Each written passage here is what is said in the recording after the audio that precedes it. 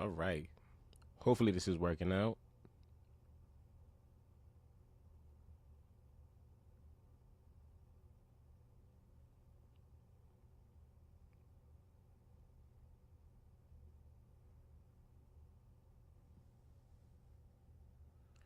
Right now I'm hearing nada.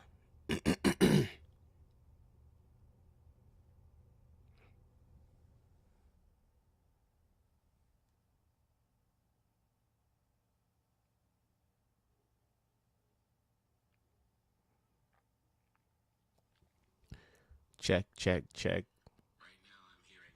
Perfect, it's working. All right, we good. What's up, everybody? Ooh, I got something. Oh, on this side. What is this? Like a lint thing on my shirt, yo. Cool. There we go. There we have it. What's the word, everybody? Man, how y'all been? How's it going? Everybody good? Hope so. Everybody have a good weekend. Whether you're watching this now or later, let me know how your weekend was, man. My weekend was pretty cool, pretty chill. You know, I did a lot of work on some upcoming videos that I rolling out this week. So, look forward to some stuff. One drop yesterday, about the Steam Machine, which we're going to talk about the Steam Machine too, because Steam Machine is a really interesting topic right now when it comes to casual games and like hardcore gamers out there. So we want to look into that and see if there's any more rumblings in the wild about that one. Uh, yeah, man. But so far, so good as far as the week goes. Hopefully, everybody else's was the same, you know. But we are going to talk about these things in a brief second. I'm sorry that I always have to like get stuff together. That's like I guess that's the beauty of these live stream things is that I get stuff together right in front of you. But we're gonna see what's going on in gaming for sure. We're gonna check that out immediately and see what's going on in the gaming sphere. See what's happening here. I'm getting there. I'm getting there. All right. There we go. Almost. All right.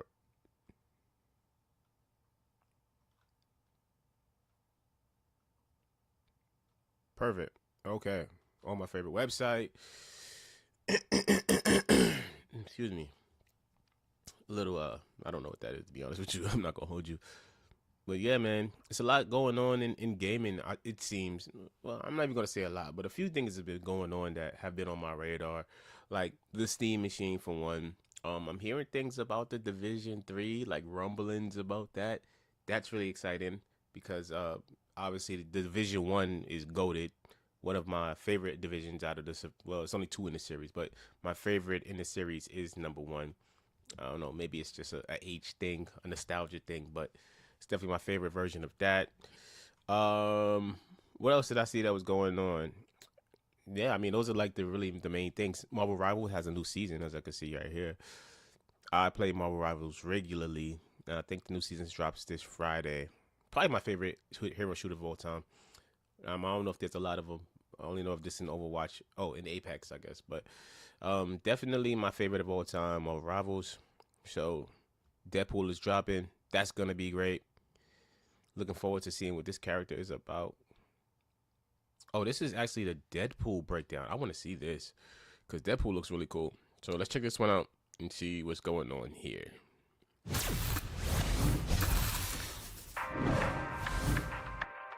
It's Deadpool's turn to shine. Pew, pew, pew, pew. Pew Pew is crazy. Heads up, losers. A game within a game. A meta. Thank goodness what? this book has pictures. Wait, is that how you actually choose the? Hold on. In your face, goodbye.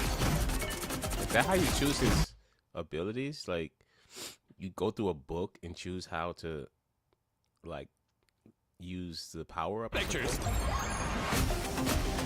Whoa, I didn't go back far enough. Oh, okay, here it is. Okay, so you can upgrade your dual Desert Eagles. You can upgrade your katana, I suppose. Headshots, you get an upgrade there. Hazardous hijinks, I don't even know what that is. Pop quiz. Deadpool in your area duelist. I don't know what that is. Okay, so Deadpool is gonna be really interesting. I think the best part about Deadpool so far is that they made him like a triple character. So either no matter what role you play in the game, you can actually play Deadpool no matter what. So I'm oh man. You know, I'm looking forward to season 6, but I'm not looking forward to it for the simple fact that I know, oh my, it's gonna be so many Deadpools, bro. Like, Deadpool is gonna be the argument for at least I want to say the first, I want to say the first 2 months, bro. People are gonna be arguing over Deadpool, like whether somebody's just trying to one trick Deadpool, whether it's gonna be somebody that's gonna like fight over Deadpool because the strategist wants to play Deadpool. They feel like the strategist version is better, or maybe they feel like the duelist version is better, or the tank version is better. Oh man, I feel like, oh man, it's gonna be fun, but it's gonna be chaotic with Marvel Rivals when he drops. I think all the way up until we get like um Cyclops is gonna be ridiculous. And the other character that's dropping, I don't think nobody even gonna care about her, which sucks. I think that's why they made it a character that's like not really. Well, it doesn't matter who dropped with Deadpool. Deadpool was always gonna be like the fan favorite. I just wonder if they do him first or second, because usually they do the second character, like the least requested character first, and then they move to the most requested one towards the second half of the season. So hopefully they do him first. It seems like they're doing him first. Well, we'll see. We'll see what happens, man. Look at pictures. In your face, goodbye. Kind of reminds me of Scroger a little bit with the boom and stuff popping up. I'll take my paycheck now. Better stop that vehicle! Ha! You really said it. It's a pool party. Oh wow, Oh, look at all the little witties. that's weird. Is that his ult? Wait, was that his ult? Let me see. Look at all the little witties. Oh no, that's the Jeff ability. So Jeff has an ability where he can throw a toy that puts out like water that sprays and heals, or he can put out a toy that like disrupts you so you can't see what's going on and like blocks your view, which is pretty annoying. Say cheese. Sucks to be you. Only 60 seconds left. I can't perform under that kind of pressure. Let's get this game show on the road. What are you waiting at? Wait, what is his Well, ult? are we taking them down or not? Get a power boost or something? It's like Deadpool seems like he's more annoying to like play than he is to like actually like play against, bro. He had a lot of stuff popping up on the screen. And I mean, don't mind me, it might be just a old guy thing, but it seems like he got a ton of stuff popping up on the screen as you play him. Well, are we taking them down or not? I guess he auto attacks everybody in his circle. It's Deadpool time, kiddos. Let's go. Come on over. Daddy DP will heal you up.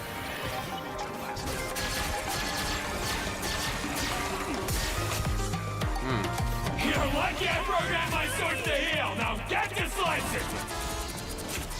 Okay, that's his healing ult.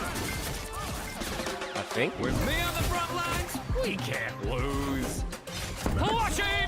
It seems like I like this museum like theme this season because it's like way more colorful. I feel like Marvel Rivals, it does have color, but I feel like this season so far is way more colorful. Like it just seems brighter than like the other maps that we've had. I guess it makes sense with Deadpool coming in. Power!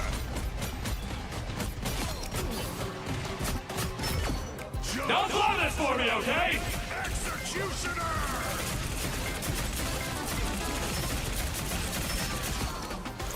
My work here is done! Yeah, Deadpool is gonna be, oh my goodness, he's gonna be just a, oh boy, he's gonna be a great character, but I can already tell what is exactly gonna happen when it comes to Marvel Rivals and it comes to Deadpool, bro. I can already tell, man. This is gonna be interesting, man. Marvel Rivals is extremely fun, man. I love playing Marvel Rivals. I will play it on stream, but I don't think anybody wants to watch that, so I'm not gonna play it here. But Marvel Rivals is so fun, man. It's my favorite hero shooter ever. But there's just like some glaring problems with the game that they just refuse to pay any attention to, bro. Like they will not pay attention to like quality of life things, and I'm talking about like, all right, for instance, right, when you play Marvel Rivals, right, sometimes you play with people that just either A, they suck, or B, they just like they're toxic, or C, like they don't have a good game sense, and they don't play correctly, right? And I'm saying this as somebody that played like 1,000 hours of Marvel Rivals. I've been playing since the game came out. I think I peaked at Grandmaster 3, whatever. All right, low elo, right? That's low elo, but it took me a long time to get to GM3. I kind of almost struggled to get there. A little bit less this season than last. Either way, that means that has nothing to do with anything. But what I'm saying here is that there's some issues with Marvel Rivals that's like, bro, like for instance, right? Like I said, sometimes there's players, right, in Marvel Rivals that you play with, and when you play with them, either A, they're just not good at the game. Like they're in a rank and they don't belong in that rank. That's just what it is. In placement matches, I'm gonna talk about placement matches in a second, but they don't belong in the rank that they're in. So you have an option, right? You can have the option to either avoid them as teammate. Now, when you avoid somebody as teammate in Marvel Rivals, guess what that means? They will not be on your team for 3 whole days. But guess what? I don't think a player that's either toxic or a player that doesn't know how to play the game or a player that doesn't have game sense is going to get better in 3 days. Right? I don't feel like they're going to become a better person and less toxic in the game in 3 days. I think 3 days will come around, and at the end of my lobby again, they're going to be doing the same exact thing. So then I got to like suffer through them and then avoid them again. You know what I'm saying? It's just like, it's such a forceful thing. Another thing that happens with Marvel Rivals that I don't like is that you have an option to block people. You can block people in the game and say, you know what, this person, I don't want to deal with them. I'm not dealing with this dude anymore. You block them, right? And when you block them, that means that they cannot friend you, they cannot add you or anything, and they can't request for you to be in a game with them. But they can still be queued up to be on your team. So you can block somebody, and then the next game they'll be on your team again. And it's like, bro, like why? Like I don't understand. Like Marvel Rivals to me is a very popular looter shooter, a very popular hero shooter, right? So I don't understand why they would force you to play with people that you want to play with. Like I just do not understand it. Like I cannot understand that for the life of me. It's like they're forcing you to play with people that just either you don't gel with, you don't really agree with, you don't get along with, and they're like, well, gotta play with them anyway. So I don't know what it is. I don't know what it is with the matchmaking. I do see the same people in my lobbies though, frequently. Like with as much as I play, like I play multiple hours a day, I do see the same people in my lobby, and I'm like, bro, is the pool so small of people that I could actually have on my team that I keep getting matched up with the same people over and over?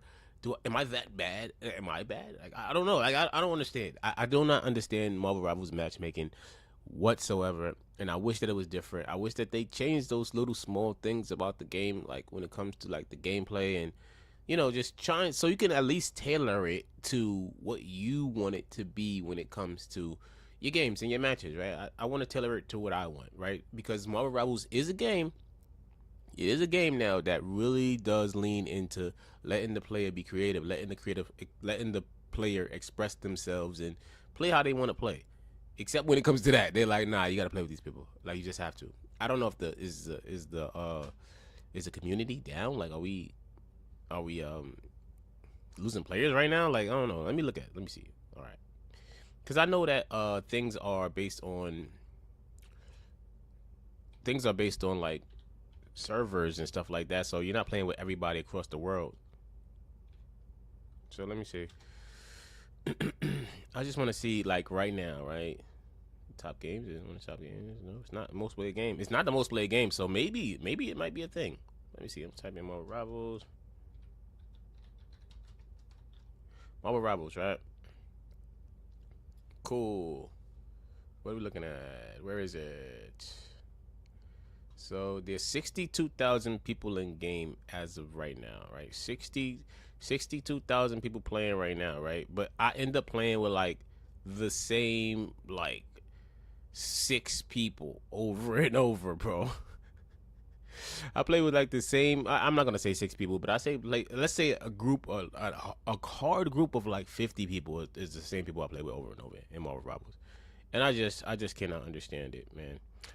But you know, it kind of just, I guess it just is what it is, right? Like what are you gonna do? Like you gotta, I guess, learn to get better with these people or learn to carry people. I don't know, but overall, Marvel Rivals is cool, and I'm looking forward to season 6.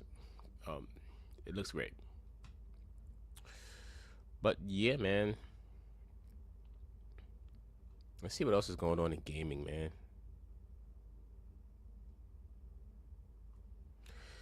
They gave me the chills. Let's see.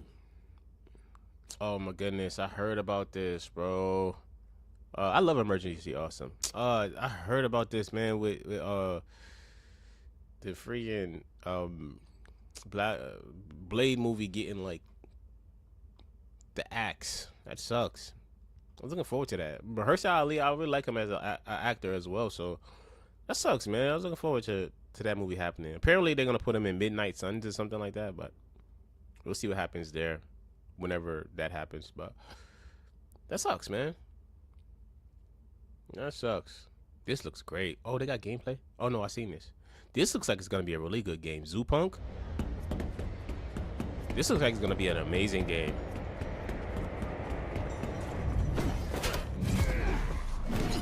Yeah, this is gonna be dope. Like I played the side I played the side scroller version of this game, Zoo Punk, and I thought it was cool. I'm not a fan of the side scroller thing, so it's like I couldn't really stick with it entirely. But I thought it was really cool, the side scroller version of this. I forgot what it's called, but this new one looks crazy. It's like 3D, you know what I'm saying? You got the realistic looking environments. You get to play as the rabbit. The rabbit was cool. That was probably the reason why I even touched that game, because I usually don't touch games, those side scroller games, like not my thing. But this one, it seemed like something that's really cool, really interesting, and something I really want to dive into. I'm really looking forward to like a release date and just learning more about it first, like what this game is gonna be. It seems like it's gonna be like an action RPG, hopefully not a Souls-like, because I don't really want to play a Souls-like, man. I don't know, like Elden Ring defeated me. First Berserker Kazan destroyed me. I hope it's not a Souls-like at all, but I'm really looking forward to seeing what this game is going to be and what they're going to make of it. I think that the game is going to be pretty popular because it looks exceptionally cool, in my very, very, very humble opinion. But yeah, man, game looks amazing. Let me take a look at this, yo.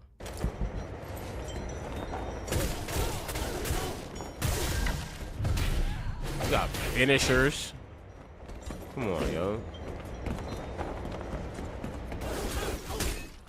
Oh wait, you can play more. You can play more than the you can play more than the rabbit. This is a chipmunk. A chipmunk with choppers. With the glizzy. Oh yeah, this game is gonna be crazy. And now you can play as a, what is this, a rhino? Oh, you can play more than the rabbit. Okay, yeah, you can tell, like, okay, so these are gonna be 3 classes. You're gonna have like the balance class, which is gonna be the rabbit. You're gonna have like the tanky class, which is gonna be the rhino, and then you're gonna have like the more agile class, I think, that's gonna be like chipmunk. That's cool, man. Oh man.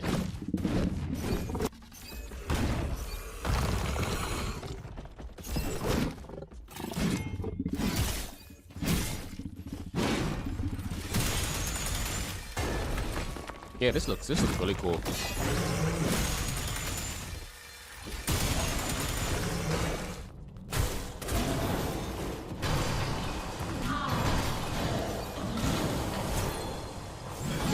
This doesn't look like. Wait, but there's 3 people on screen. There's the rabbit, there's the chipmunk, and there's the rhino on screen right now. So you get to play with friends. Like this is gonna be okay. Oh yeah, this is gonna be fire. I'm looking forward to this.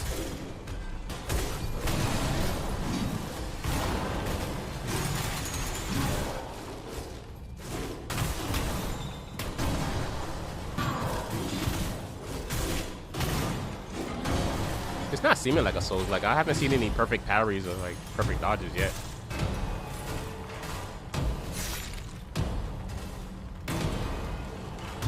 Ray ventured into OG's territory alone. Ooh, You hover sure he bikes. saw this through? Thinking is your job. Doing is mine. So you get a section of the game where you ride your motorcycle. Famous. Uh-oh, is that a rat? That spark didn't come easy, Ray.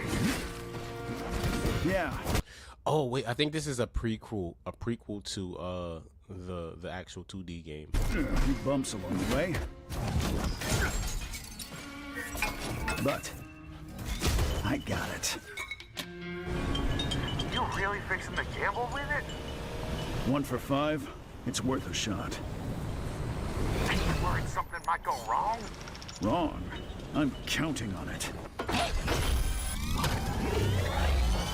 Famous last words. No, the hover bike.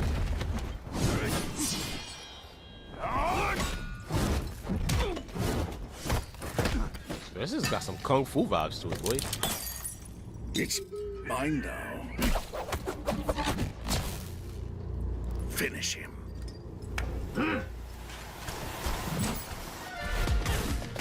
Got electro blades. I'm seeing like he has electro blades, but it doesn't have any elemental affinities on it though. It's not like shocking them, it seems.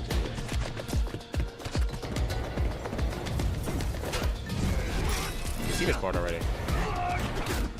They're just redoing it.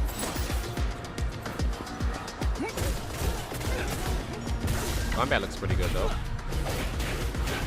They even got blood. Wow.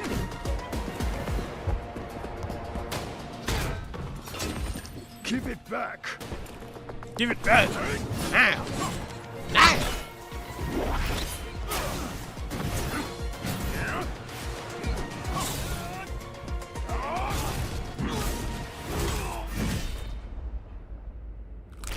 Walked right in himself. That's nasty, boy. That's nasty. It's all yours now, boss. Big Hippo was the big boss. Now with this, The big bad. even the Machine Legion doesn't stand a chance against me. I'm about to get tired.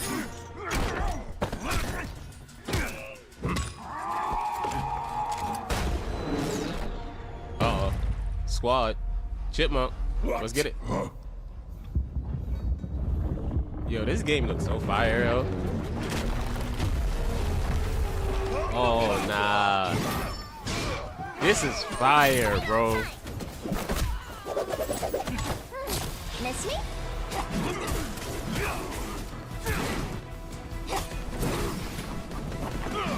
Yeah. Yeah.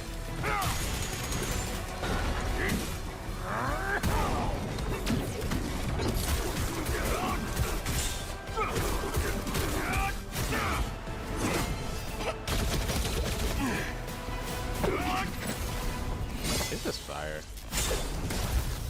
I wonder if it'll be turn-based.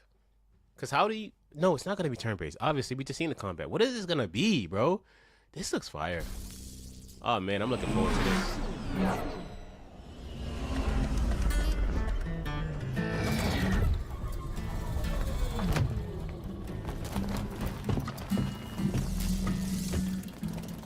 Gotta hand it to you this time, Ray. If Tron this is hadn't like the planned hub? ahead and sent us back up, you'd be done for. Obviously, it's not gonna be like. I don't think it's gonna be like super open world. I think it's gonna be zony, missiony type deals. It's not gonna be like you just running around the world. I think this is like the hub, and then from the hub you go out and you do different missions, but you don't just like randomly or seamlessly like roam through. So Mission done? Let me take a look. All accounted for. What's next? yo, look at his heart, bro. That's crazy. It's time to save Torch City.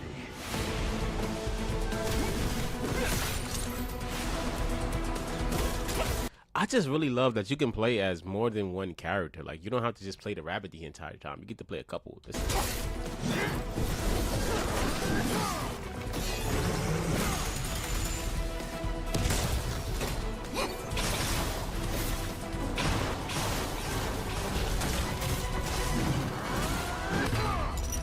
Nice.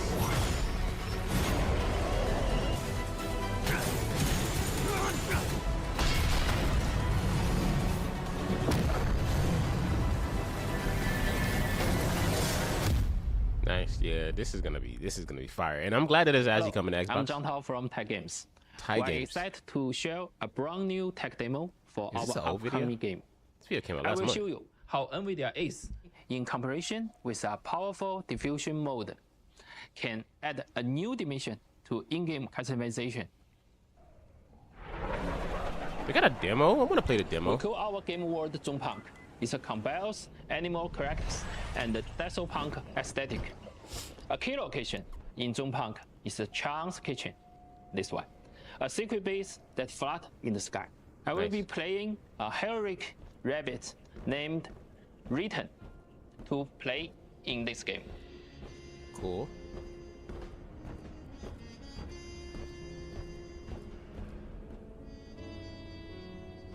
Hi, Buck. Sorry to Oh. keep you waiting. There you are, my old friend. Nah, trash.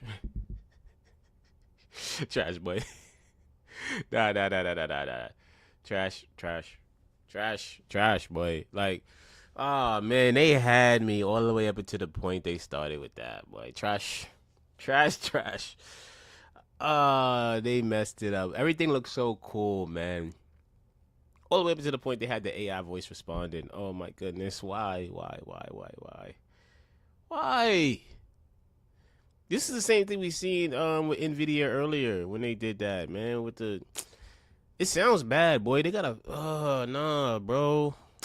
Oh my goodness, why? It was so promising until you did that. Oh my goodness, nobody want to play In that. this game. Hopefully it's optional.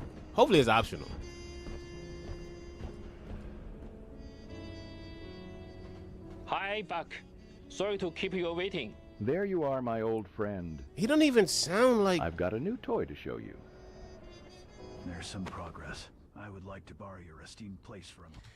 He seemed mad proud of that, bro. Like, oh man, bro. Look at his face. Like, he seems so proud. Like, you see what we did with this? You see that, huh? You like that? Oh man, this is what AI in gaming is a really, really big topic. It's a really emotional topic. A lot of people speak about AI in gaming, and you know, my take on AI in gaming is this. This is my take on AI in gaming. People want to hate me, whatever. No matter what I say, it doesn't matter. But this is my take on AI in gaming.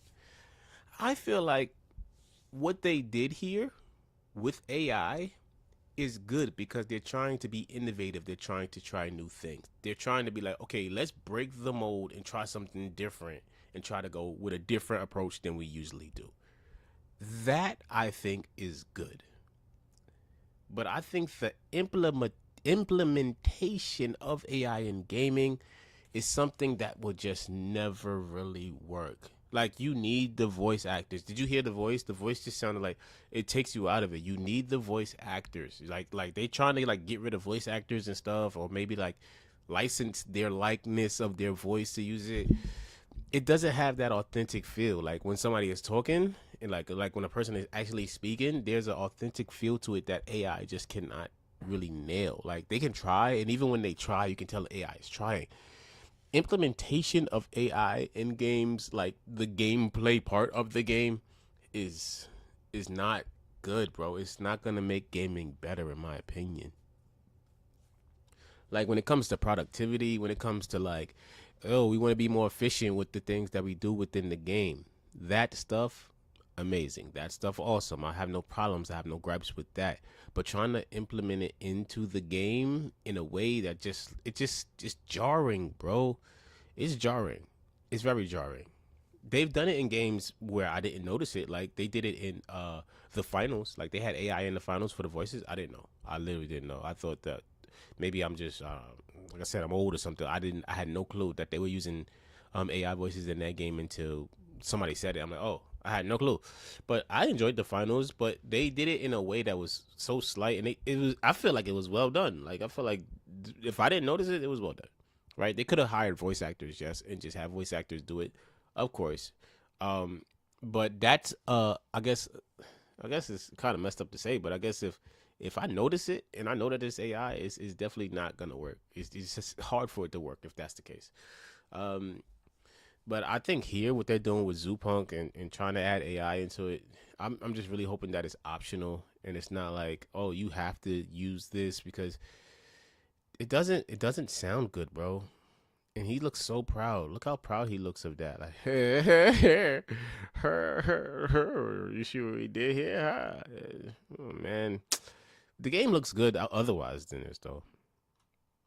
Using a combination of several AI technologies, we will craft an NPC that can communicate naturally with the player. It's natural, not natural. A That's the speech problem. mode listen to the player's voice and translate the word in text. Then a language mode passes the text to understand the player intention and generate the NPC response. We also use AI to give a voice to the NPC. Oh my goodness! And See? animate the facial. They used AI for the voice and just the idea behind it, the implementation. It's not good, bro. The voice doesn't sound good. It doesn't sound good. And I think a lot of, oh man, they are messing up this game, bro. Oh man, they're messing up this game. Do you know what's gonna happen with this game now? It's like you use AI for the voice, you use AI for the implementation of how this thing works, parses it. Like, even if you used AI for the parsing part to figure out how to talk back to somebody, like you used AI for the voice, it doesn't sound good. It doesn't sound good. It doesn't. It sounds bad. It reminds me of what's that game that came out? Not Beyond Good and Evil, not that one. Starborn 2. Starborn 2, I'm pretty sure they used AI for their NPCs because it's like placeholder and one guy was doing it. And it sounds bad. Like, that's one of the things that you have to annoy. Like, you have to ignore, because it's like, I don't want to listen to their voice. And they use AI for the voice in that, man. They don't know what they're doing. I mean, they did this a month ago. You don't know what you're getting into right now? Like, even if the game is good, you're cooked because you did that. Everybody is not going to play the game simply because, like, nah, they're using AI slop. Like, that's what's going to happen, even if it's good. Even if it's good. And it looks like it's going to be good otherwise. What's the point? What's the point? I don't get it. What was the point? What? Like, why? Like, you don't want to hire a voice act? Like, this gets me tight, bro. It really gets me tight, man, because, oh, my goodness. Yeah, this sucks. That sucks, because this game, obviously, if this is what they're doing, it's hard for me to see it any other way than the game flopping when it comes out. Unfortunately, this could have been good, yo. Oh, man, this sucks. This sucks. This sucks. Feature expression with lip sync use NVIDIA Ace. With the power of the GeForce RTX GPUs, all the modes run on the user PC, not on cloud. Ah, man. Check it out. A brand new landing ship. It's taken a while to build, but we're nearly ready now. That's No. amazing. What should No, I it's do not. with this? You're just in time to help give it the perfect paint job. How do you want the ship to look? You can Bro. customize the background color with a pattern if you... Oh, man, yo. This destroying the game, bro. This really makes me really, really disappointed, bro. I'm not gonna lie. I'm really disappointed in what's happening here. That sucks, man. like, and add a badge with your logo. How about the painted, the desert camouflage? No problem. Let's get started. Yo, this sounds so bad. And it's like, I wonder if they're really sitting there like, oh yeah, we got a good one here. Like what makes it? It's not good. It's not good. It's not good. I'm sorry. It's not good. It's not good. See, you can paint your stuff over. That's fire. You can do everything. But instead, you're gonna have this is oh man, this is gonna flop, bro.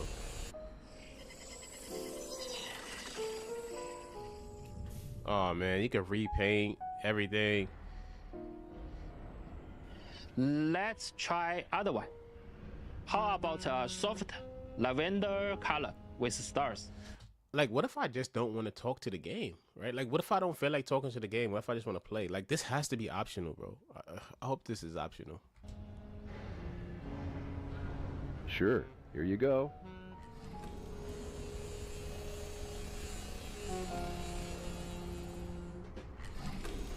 It's not even lavender. It's green. See? This is what I'm talking about. He said lavender, and then it's green. This is what I'm talking about. This is what I'm talking about right here. Like, this is actually just a part of what I'm talking about. But this is how you destroy a game. Like, literally, this game could have been amazing, and now it just got me thinking AI all over the place. I ain't gonna lie. Now they got my spidey sense tingling now. Now my spidey sense is tingling. Now I'm looking at this picture right here. Now I feel like this is AI. I feel like this is AI generated right here. Now it feels like it's AI generated. And looking at it, and now I can't help but think that it is. I feel like this is AI. Everything feels like AI now that y'all trying to just like cram it into the game. You asked for lavender, bro. That ain't lavender, bro. You know what I'm saying? Like, who wants to play a game experience where it's like wishy-washy, where it's like, well, it might work, it might not work. I don't know. Maybe, who knows? Nobody wants to. Who, bro? Come on, man. I was looking forward to this game, yo. Oh, okay. I stand corrected. There's the lavender. I'm sorry. I take that back. I was wrong. There's lavender. I apologize. Do you like it? Would you like to do more? I don't like this voice at all. I'm sorry. Do you have any more surprise for me? Of course. Check out this lightning pig sticker. What? You can design your own logo like I did. What would you like on your badge? Let me try. Oh no. A panda wearing sunglasses. It is AI. Great No. idea. No. Here you go. No, it is AI. I thought it was AI and it was. No.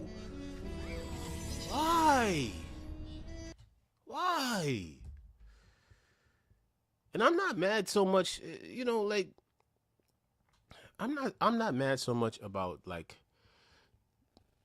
I'm not so mad about like the AI part of it so much as I'm worried about like the actual like implementation of it and how it's gonna destroy the game. Because the game, like I said, the game looked good otherwise. It looked great otherwise, but the implementation of this is just gonna destroy what the game is.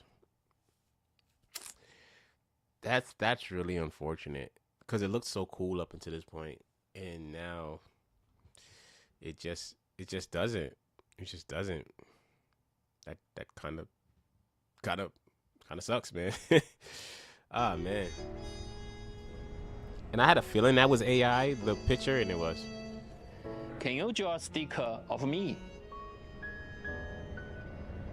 Of course. Who wants to do this?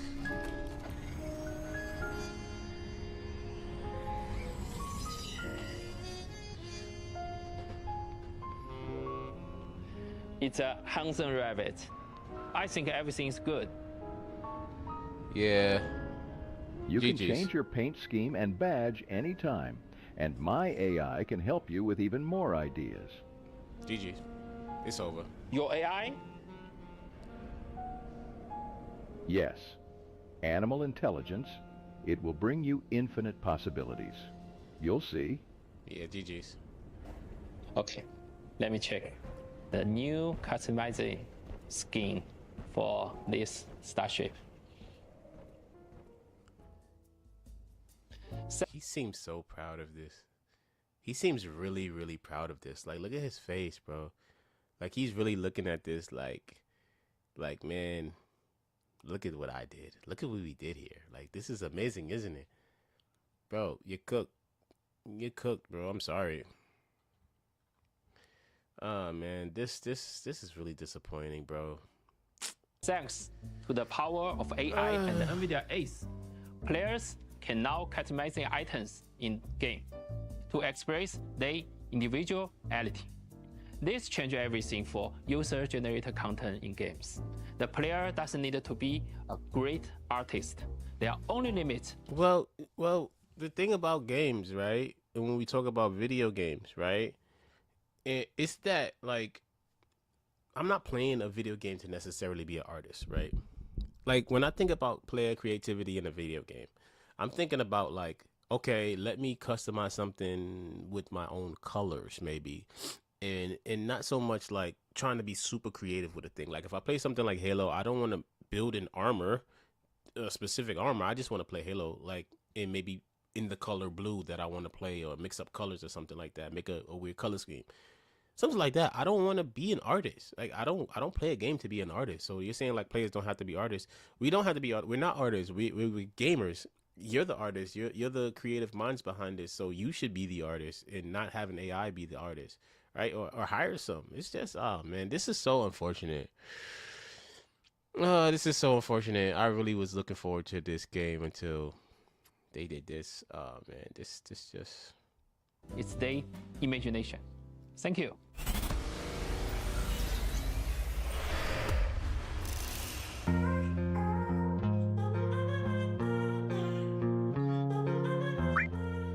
Yeah, that's unfortunate, bro.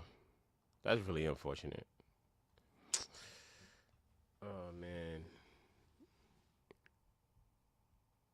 I don't think that it's gonna go well. Silver Palace. There's a lot of stuff coming, like popping up that I haven't seen. Like I didn't know about some of this stuff. It's a lot of stuff. Fable, Developer Direct. That's gonna be great. Developer Direct is another thing. Developer Direct is coming up next week. I'm looking forward to that. I'm thinking that Developer Direct is gonna have to. I think that they're gonna show Combat Evolved. I think Halo Combat Evolved. I think that's like the secret fourth game, because apparently they have a secret fourth one going on right now, and I do think that it's gonna be Combat Evolved, or Campaign Evolved. I'm sorry, the remake of Combat Evolved. And I'm looking forward to that, man. I'm thinking that it's gonna be I think it's gonna be significantly cool, man. So Fable is another one that I'm really looking forward to. I think Fable is going to be great. I think Fable is going to be a grand tale of just Fable proportions. I just hope that they don't go too heavy-handed. Like I said in my video coming up this Friday, when I talk about Fable, what I expect, I'm saying I don't want it to be too heavy-handed with the humor and just like trying to be too funny, too much to a point where it just kind of like it sticks out. It's like a glaring issue. Like, yo, y'all trying so hard to be funny that you're not even funny because of that. And that's something I would really hate to see happen. So, Forza, I'm not really looking forward to that one, unfortunately. I'm not really like a car enthusiast. I mean, I'm not like one of those people. I played Forza Horizon 5. I thought it was good. The cars look amazing. The environments look amazing, even on Series S, right? Like Series S is supposed to be a lower tier. It looked great there, but I don't know, man. I really wasn't looking forward to the for new Forza. It's taking place in Tokyo. I'm not looking forward to that one very much. I am kind of looking forward to the Game Freak new game, Beast of Reincarnation. I think that is actually really, really, really interesting looking. It's the first non-Pokemon game by Game Freak, so that should be cool. And yeah, man, between Fable, I think it's gonna be a good Developer Direct. Honestly and truthfully, I think it's gonna be a pretty good one. Wow, what is this? This looks interesting. Okay, I want to see what this is. I'm sorry. Judges are typically looking for. Looking at the first two competitors, looks like the judges are definitely emphasizing the kicking level of the movements. Are they gonna fight? Moving on then. Are they gonna spar? Nah, they don't have any equipment on. World Championship bronze medalist last year. See if she can go one or two better. I'm interested. What do we have going on here?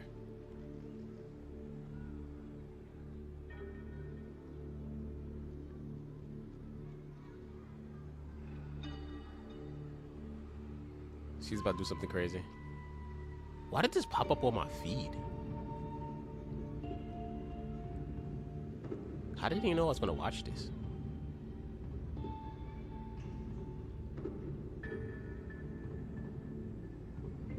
Okay. You can see the amount of control in the steps as they move out. Okay. There's a lot of quad and hamstring strength. Okay, we're gonna get back to gaming in a second. I'm really interested to see what happens here.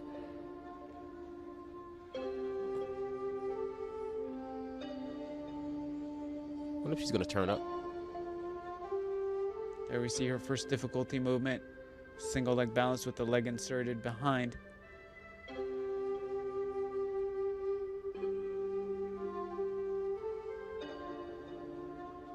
Seeing her do this is actually, I didn't realize how difficult this was. Jump front stretch kick into a single leg balance. Really solid landing. Not a wobble in sight.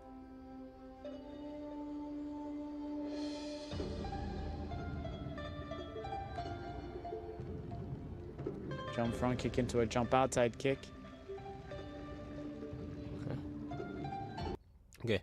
I thought it was going to be something a little bit different than what it is. Really cool stuff, though. Really cool stuff, man. Wow. Okay. Yeah, man. Gaming. I'm still so disappointed about that Zoo Punk game, bro. I really wish that wasn't the case, what they're doing right now, man. Oh, man. What else is going on in gaming, man? Let me look over here. Stardew Valley mod adds voice actors to the game. Wow, Stardew Valley is so cozy. I like Stardew Valley, but I don't know. It's just like I gotta play it at a point in time where I'm just like really in cozy mode, because I like to sweat when I'm playing Marvel Rivals so much that I don't play much Stardew. But when I do play it, it's just like such a, I don't understand. It's really hard to explain that feeling. Like that feeling when you're playing a game that's just like cozy. It's a good time. You're in your space. You feel like really just into the game that you're playing, and you're just enjoying the world, and you're like, this, it's just a feeling that you get. I don't know. I think only gamers would really know when you're playing that game that is for you. That is such an amazing feeling. And I think that's what a lot of people in gaming chase, that feeling. And I think that's where a lot of the frustration and the friction comes from, because a lot of times nowadays games aren't made by like people who are really into games. You know, like you could think about like the 2K, right? What's his name? I can't think of his name. The 2K CEO, right? He says, I'm not a gamer in chief. I'm a CEO. I'm trying to make money here, right? But I think a lot of the gaming space is that. So that's where the disconnect comes from, and that's why we butt heads so much, because gamers are really in search of that authentic feeling, that thing that they got in their childhood that was easy to get because you had just got into gaming. And now, you know, nowadays you're much older, it's really hard to accomplish that, because games today aren't about like creating something new and something interesting for you as a player. It's about creating something that is going to make enough money and enough return, because games are more expensive to make. And when you go in with that, it's really hard to get that same feeling, that you get from like when you play a Stardew Valley, or even like something like Power World, which is another good one, or Animal Crossing, or you know, like there's just certain games that you play that just do it for you. And those are becoming few and far between, because gaming today is just a whole different bag, unfortunately. But thank you for coming to my TED Talk. But they added voice actors to Stardew Valley, so I find that interesting. So let's see what they got going on here, right? When a single developer, Eric of Concerned Ape, released Stardew Valley in 2016. That's how old the game is. I had no idea.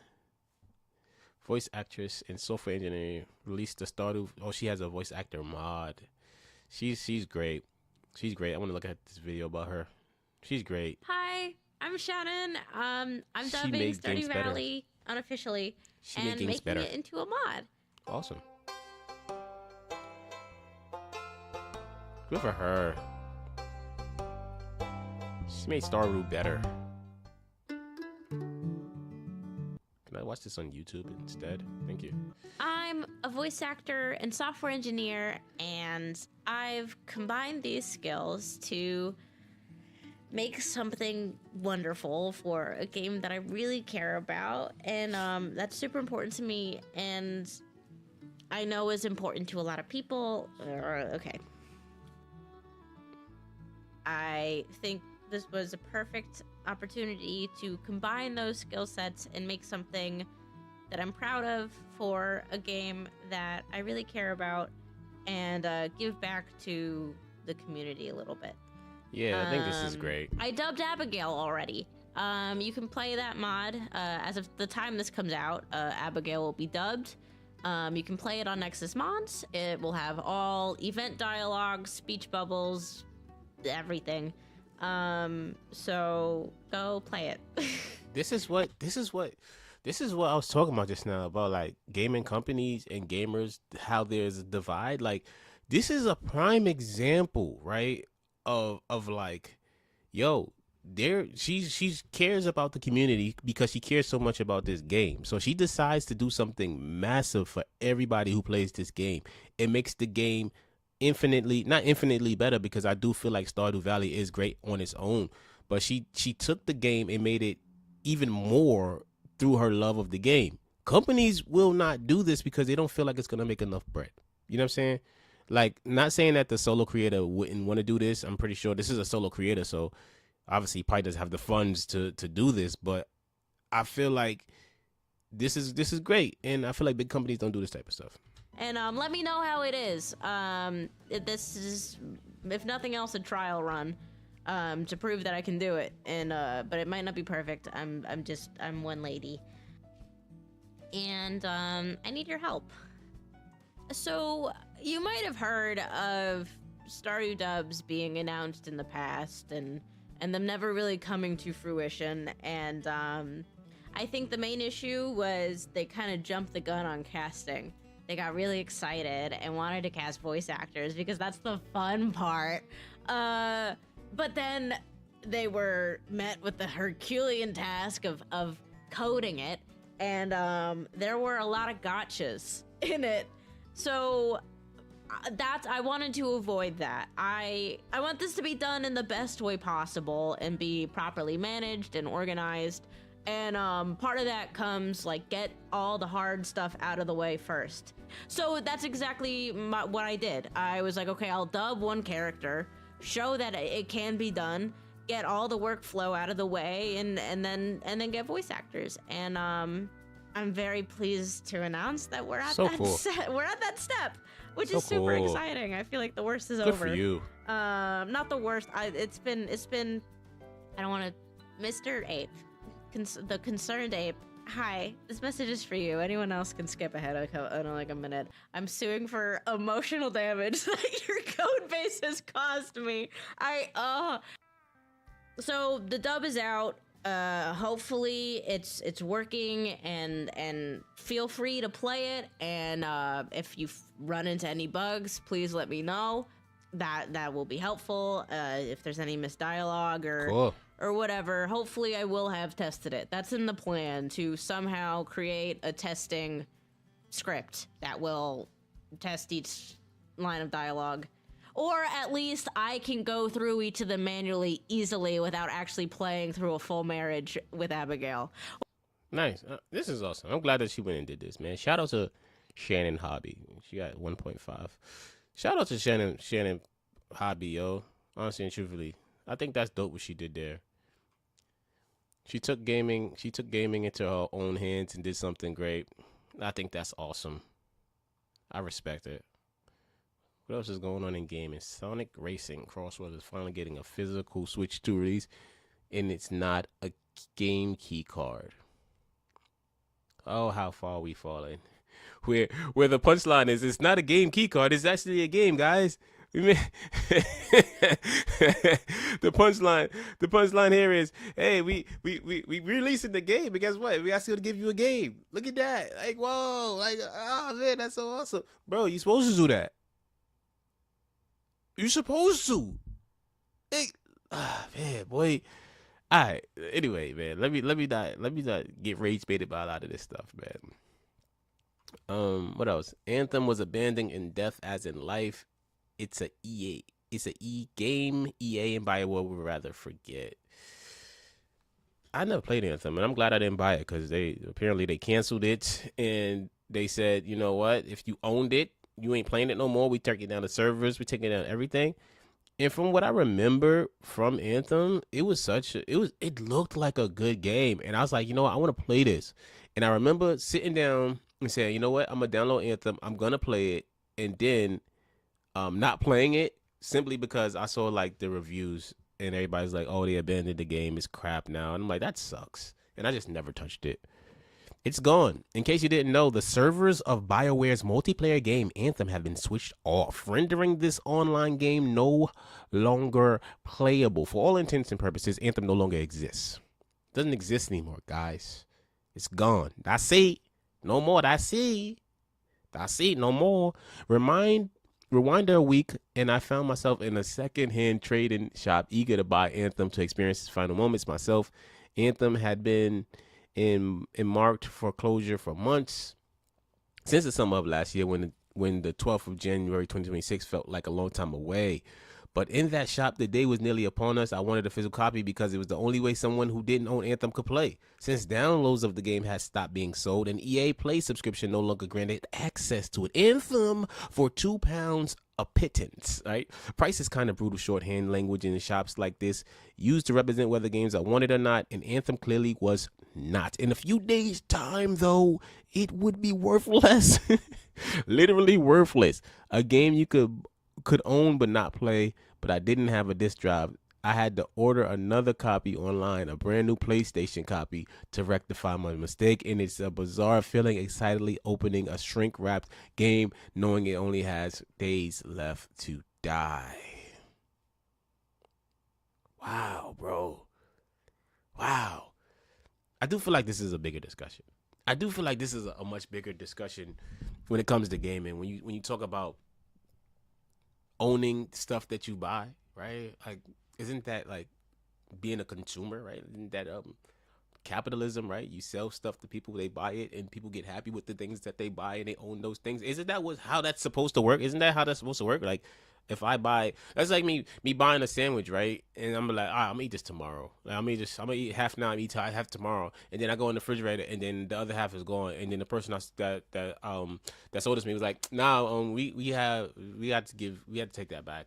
We had to take the other half of the sandwich back. It's like, what the bro? Like, what? Like, where else does that happen except for a game, right? Like, so you're not buying games anymore. Apparently, that's the consensus. We're not buying games. We're buying access to games, which means that, you know, when they say the access is done, then you ain't playing no more, man. That's it. It sucks. It sucks. I'm not gonna lie. It does suck. It's a jarring sense of disbelief that I felt everywhere in Anthem when I played it. Whatever you think of BioWare's ill-fated multiplayer experience, it's shot doing at a Destiny. You can't accuse it of being cheap, boosting through the skies of a moody jungle of quote. Yeah, I mean, it looked cool. Like I said, it all looked cool. It looked great, but it just fell short. That sucks, man. Wow, yeah, this looks cool, man. I don't know why. Why would they abandon this? Like, I don't know the story behind it. Is there a story behind this? Is there a story I could look up as to why they abandoned this? Like, why did they abandon this? Let me see. I asked YouTube everything, right? Why was Anthem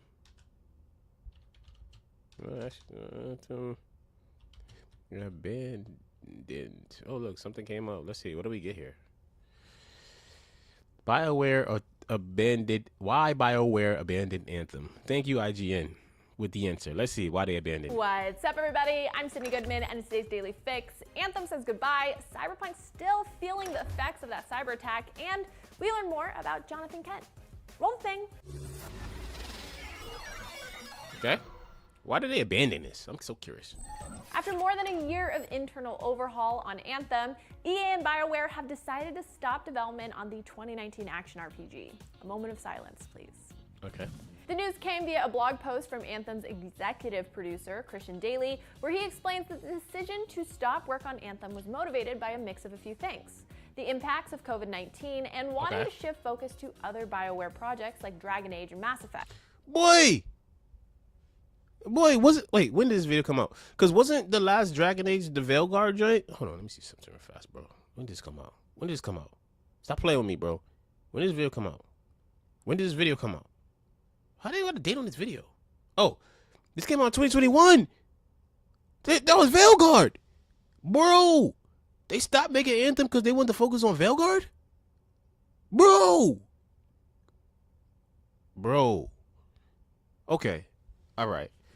Okay. All right. Wow. Okay. Daly writes, quote, I know this will be disappointing to the community of Anthem players who have been excited to see the improvements we've been working on. Okay. It's also disappointing for the team who were doing brilliant work. Nah, bro. They didn't do this because of Velgar, bro. If you're still a member of the Anthem community, fear not, because the game's existing live service will continue to run for the foreseeable future. No, foreseeable future was like up until now, bro. I can't say that this... So they did run from 21 to 26. So, I mean, shit, they gave them like 5. They gave them like 5 years. So, I mean, I guess. This is very surprising, especially like Daly mentioned with the added complications of COVID. Anthem's launch was a bit of a disaster zone with a whole lot of bugs and just a bad overall player experience. And as our next story will prove, when you launch a game like that, it can be hard to come back from. But in Anthem's case, there was definitely a community interested in seeing it overhauled. In an interview with IGN, EA Chief Studios Officer Laura Miele says, quote, we've believed in Anthem every step of the way. We've invested in this game for close to a decade, and we're proud of the work the team has done. Miele then went on to point to the unprecedented years 2020 and 2021 are proving to be, and that this decision, quote, prioritizes both the player experience and what's best for the people working on these games. And that, quote, focusing on these fan favorites, referring to the next Dragon Age, Mass Effect Legendary Edition, and Star Wars The Old Republic. All right, I'm a come clean. Like, okay, Dragon Age, that's not an excuse. Obviously, we've seen that was not an excuse. That wasn't really... That, like, Dragon Age the Velgar, do I think it was terrible? Nah, but I started playing it, but after a while I just didn't want to play it anymore. People said that it was like woke and stuff like that. I personally, and this is just my own personal thing, I don't care about like the woke stuff when people be like, oh, it's woke. It's woke. I don't care. Like, I don't care if people think something is woke. I guess it was, I don't know, you chose him, her as your pronouns or something. I don't know. Either way, I don't care about woke. But that game just wasn't a game that kept me engaged to continue playing it. Fine. When we talk about KOTOR, fine. That's actually a really good game. Knights of the Old Republic. That is a good one, right? And Mass Effect Legendary Edition, I got that as well. And I was glad that I got it because that was my first foray into Mass Effect. But they're saying that these are the reasons why they got rid of Anthem, right? But I ain't buying it. I'll tell you why they got rid of Anthem right now. All right, they was making Anthem, right? They was like, oh, yeah, look at this cool game where we get to fly around in mech suits, right? We fly around and we do repulsors, oh, right? And then somebody named Kevin Feige over at Marvel was like, well, he's not even the boss. He's not the CEO of Marvel. But still, Kevin Feige was like, oh, this look familiar. Hey, EA, come here. Let me holler at you right fast. Let me talk to you right fast. Yeah, go ahead and shut that down, my boy. They're like, what? Wait, what do you mean? This is a game. This is a cool game. It's like an Iron Man sim without being Iron Man. Yeah, go ahead, shut that down, my boy. Go ahead, get rid of that game, my boy. Get rid of it, or I'm gonna have to call Paul Newman, Paul Goldstein on you right now. All right, go ahead and shut that down. And guess what happened? A couple months later, like, yeah, we gotta stop making this. They were still making it, all typing. I'm still quoting my game. This is my game. Still typing. And then next thing you know, hello, yeah, this is Paul Goldstein. I see that you're still typing over there. Like, oh no, let me get rid of this game. Paul Goldstein called them, and they got rid of the game. Thanks, Paul. Thanks. Man, Anthem looked like a good one. Is the best way that BioWare can serve its fans. Speaking of games that had rocky launches. Okay, I don't need to know more about Cyberpunk. It was amazing. TLDW. Too long didn't watch. It was amazing. Cool, man. Unfortunate with Anthem, man. Seems so cool. So cool, dude. Totally awesome. What else we got here? What's going on, man?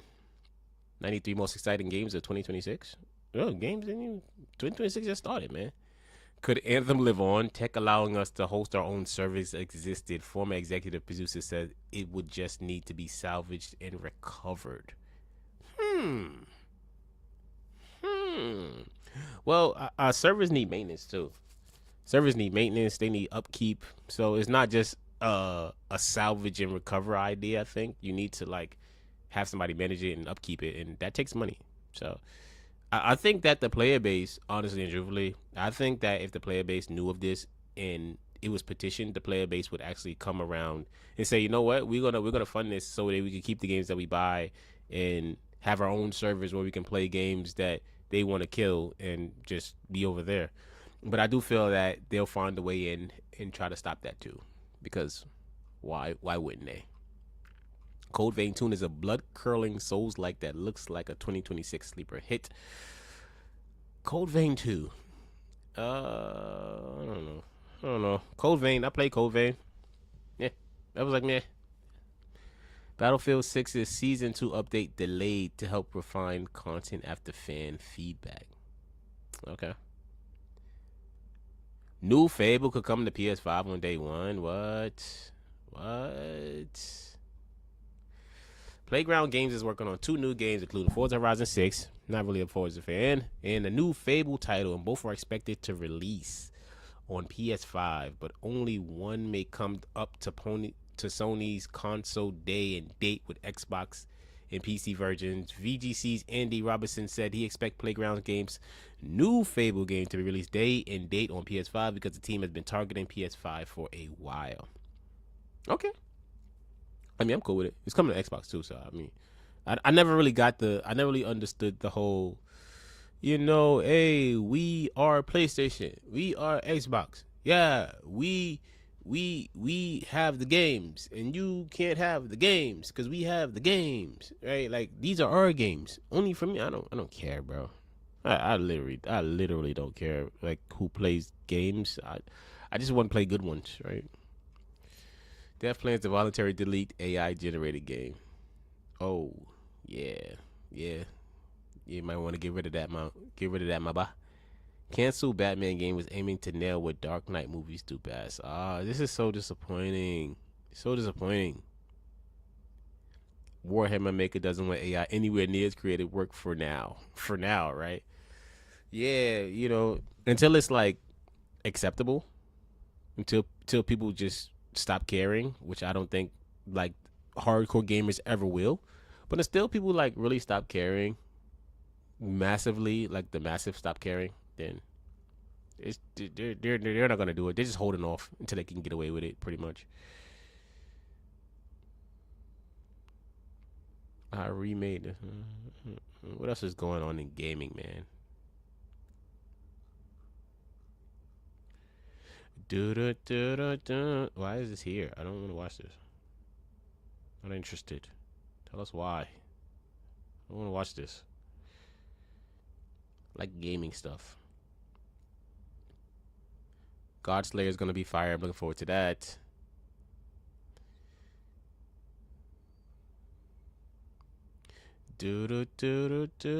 Why is Key and Peele popping up on my stuff? I don't understand my feed sometimes, bro. Here, let me do a refresh. I can't wait for this. The Batman, the Lego Batman. Because everybody wants another Arkham game. That's going to be fire. Horizon. Nobody is paying for this. What? Yo, Legendary Drops, man. Shout out to Legendary Drops. Have you ever felt like you're just living in a... Shout out to Legendary Drops. I mean, I got respect for everybody, right? Everybody deserves respect. I feel like nobody should disrespect you. Shout out to Legendary Drops. Legendary Drops be so angry, bro. Like, every video he mad about something. And I get the frustration. Like, I was just talking about how, like, gamers and companies butt heads all the time. He is, like, the physical embodiment of that. And shout out to him, because he's clearly, it seems like he's obviously constantly stressed over this stuff, because he's always like, down with the man. He's like the Johnny Silverhand of gaming. Separate reality from the against the man. The rest of the world. What if I told you that everything you've ever assumed about the games industry and video game executives was absolutely true? It is true. Eerily so. That these guys call you sheep behind your backs. As they say that. Nah. You ain't calling me no sheep behind my back, bro. If I ever found out that they was calling me sheep behind my back, bro, I think that you'll never see me on here again. I ain't gonna lie. They don't need to QA their games because you're going to do it for them. Like, call me anything. You could call me anything in the world. Don't call me no sheep, boy. No, I don't know why. Don't call me a sheep. It makes me angry. And that their focus is to make the most predatory systems possible to try to manipulate you out of your money. Recently, the $100 video games discussion has come back, and with it, this time, they're saying that the market demands it. It has to happen, and they need more aggressive monetization to what they believe is going to be zero pushback. They say that you're just going to buy it anyway. Recently, a former Call of Duty and Activision executive has come forward to talk about how he believes he is going to fix the problems in the games industry by advocating for $100 games and microtransactions in indie games. This is the worst interview that I've ever read. These profit-addicted parasites will ruin everything they possibly can, while completely ignoring the fact that video game prices on average are crashing through the floor, consoles aren't selling. We're entering into a job market where there are fewer jobs than there are people that are applying to those jobs. We have younger generations that have all but just stopped buying games. Meanwhile, these people are out there, the media, for the most part, are going out and criticizing these kids for not having any money when it's their fault they don't have any. So today what I'm going to do is I'm going to introduce you guys to the world of video game executives and how they ruin everything. All right, guys, put on your hard hats. It's going to be a wild one. I'm sorry. Today's video is sponsored by Raycon. Now that Yo, thank you, Raycon. I appreciate y'all, man. I appreciate Raycon, for real. But nah, watch out. Watch out, yo. Raycon, holla at me, for me. Watch out. Chill. When I say it feels like I'm living in an alternate reality, I mean it. I look around right now, and honestly, I don't know who these people think they're talking to. Executives, politicians, the media, all acting like they can tell you the sky is red and you won't notice, as if people can't fact-check their bullshit in 10 seconds. For the past 2 years, we've watched as journalists and executives have cheered on the idea of $100 games. Journalists because it's going to generate clicks, outrage, and easy discourse for them, and executives because they've convinced themselves that it's necessary for survival. A lesson you would think that they would have learned by now, considering that Xbox floated an $80 Outer Worlds 2 and nobody showed up, somehow managing to have less players than Avowed. Nintendo had their own version of that. Outer Worlds 2 was good. But it just felt like Outer Worlds 1.5. That's the reason why I didn't really stick with Outer Worlds 2, because it felt like a lot of the same. Padding the adoption numbers with an there was some differences, but it felt very samey. $80 Mario Kart World by bundling it with hardware and calling it demand. Outside of indie, this industry is visibly trying to warp itself into something unrecognizable, a system obsessed with draining players, developers, and games themselves until there's just nothing left to take. I think that truth has always been there, but it used to be spoken quietly. Now, the mask is gone, and these guys are just saying it out loud. Last month, a former Call of Duty director gave an interview to eSport Bex in an article titled Former Call of Duty creative director Greg Riesdorf on how the series must evolve, what he's doing to fix some of the biggest issues in gaming, and why he dreams of a Grand Theft Auto in space. Man, a former Activision executive talking to a betting site about fixing video games. I mean, how could this go wrong? Buckle up, guys. You're in for a wild ride. In the article, Greg talks at length about his new business, Oncade, a monetization platform specifically built for AA and indie games. It offers tools for payouts, creator revenue share, in-game marketplaces, virtual currencies, and monetized user-generated content. These systems, he claims, were once things that they wanted to pursue inside of Activision, but ultimately didn't because at some point, Call of Duty was making so much money they just didn't care anymore. That's crazy. Even in the context of creator codes, that quote is so good. It doesn't just explain why those systems never materialized inside of Call of Duty. It explains the entire Call of Duty mindset. You could easily apply this to the phoned-in entries, the increasing prices, and the complete removal of value from that series. He then goes on to talk about offering indie devs similar monetization opportunities, comparing it to Call of Duty's live service structure that he refers to as the content tread. I found something interesting about he said Call of Duty was making so much money they didn't even care anymore about adding to like the game and its systems and stuff like that, which is it's interesting to think about because it's like, okay, that means that the more money, essentially, I guess with some studios, the more money that they make, the less they're gonna even care about the game. The whole end game for them is the money. So once they got the money, it's like, well, I don't really care about doing anything with this game. I made the money. I'm making the money. And then when they stop making the money, then it's like, okay, let's care about the game again. And that sucks. treadmill, a system that once you start, you can never stop feeding it. This isn't about creative ambition or players or games anymore. It's just about continuing to make sure that machine keeps moving and the slop farm keeps going. Content isn't something that you make because it's meaningful or finished. It's just something that you just continue to shove into a pipe because, well, stopping isn't an option because you're going to make less money. The exact kind of influence that we want inside of indie games. After that, he splits the audience literally into the haves and have-nots. Riesdorf explains how people who don't have the money but do have the time can still be made useful, not by playing the game, but by feeding the system, converting surplus time into labor through user-generated content and creator monetization. Now, what makes this moment incredibly revealing to me is that the developers pushed back against it, but it just went straight over this dude's head. They told him directly, that's cool, but I'd really like to have a game that people played first. Dev's not asking for monetization loops. They're just asking for visibility, reach, and an audience that actually wants to play their game. And his response wasn't even about games at all. Instead, he says, so we went closer to the revenue share side, figuring out how we could work with creators and get them revenue share on game sales and key sales. We're starting to see more and more pickup from publishers who are interested in that. This is so dystopian. How is this stuff even real? When developers say we want people to want the game, the only thing this guy can think of is turning players, creators, and communities into distribution nodes, making everybody a part of an ecosystem that's economically useful whether they want to be or not. The brain rot only continues when he was asked what was the one biggest decision or feature you and your teams brought to Call of Duty that, looking back, had the greatest impact on the franchise as a whole. He responds, loot boxes.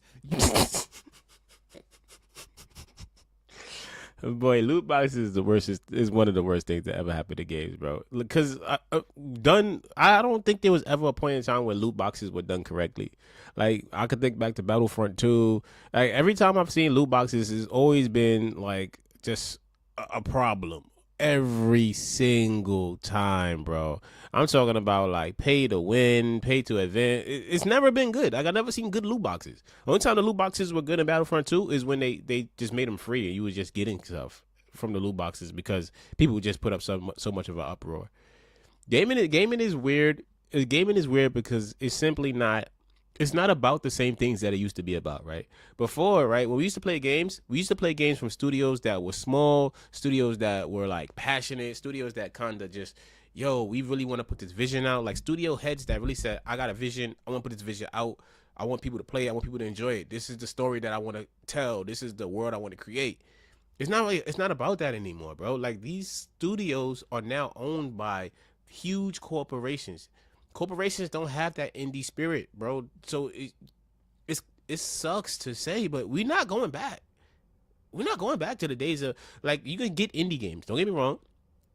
There still are indie developers out there. There still are indie developers out there that will do great things for the gaming space.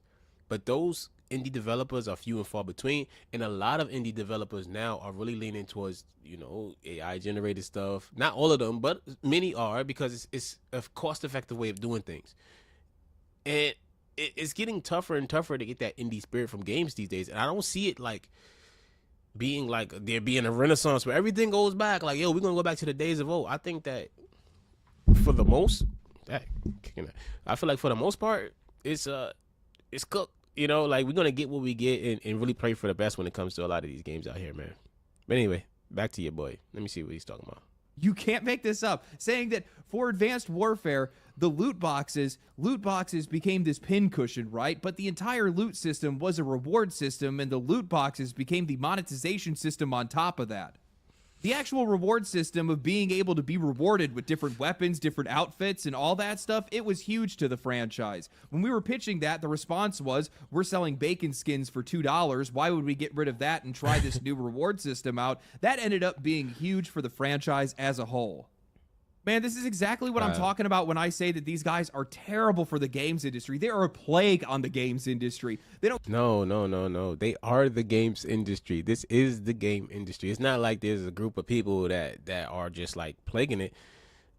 Nearly all big studios, all of the major studios, all of the story studios that we know are either owned by AAA companies or they are so big themselves independently that they are effectively big corporation company on their own, like Ubisoft, for instance, right? Like, I think Ubisoft is getting bought by Tencent. I don't know what's happening with them, but like, you know, this is the game industry right now. You know what I'm saying? And the only way, obviously, and we say this about a lot of things, the only way that we're going to see a change in the gaming industry is if all the players stand up and say, we're not buying crap. But it's not about the passionate group of players like me and you who kind of like really pay attention to this stuff that Legendary is talking about. We are a small group. Majority of people that are in the gaming plays in the gaming industry, they're casual. They don't even watch this type of stuff. They don't care. They just want to play the new thing and see if they can have some fun playing. They don't care about games or players. All they care about is extraction. Loot boxes didn't just go too far. They permanently warped how rewards work in games. They hollowed out progression. They stripped meaning from achievement. They replaced it with a damn slot machine. And this guy's proud of it. So proud of it that he wants to bring it to indie games. And what used to feel earned now became something you buy. And that rot didn't disappear when loot boxes did. It just metastasized. Monetization is almost entirely replaced reward design. So few games feel genuinely rewarding anymore because the feedback loop isn't built around mastery or discovery or satisfaction. It's built around compulsion, timers, drip-fed progress, artificial friction, all tuned to keep the player hovering just short of enough so the easiest solution is for them to pay. It is abusive psychology that's masquerading as design, rewiring how people are interacting with games, not just to keep us engaged, but instead to condition us. I'm not gonna lie. I think I might kind of have like a Marvel Rivals addiction. I think I play that game every day, and like, I'm not gonna lie to you, I really enjoy the game. I think it's really fun. It's frustrating with the matchmaking, but yeah, I spent some money on that game. I ain't gonna say I spent like thousands or something, but I spent a decent amount of money on the game, on skins and stuff.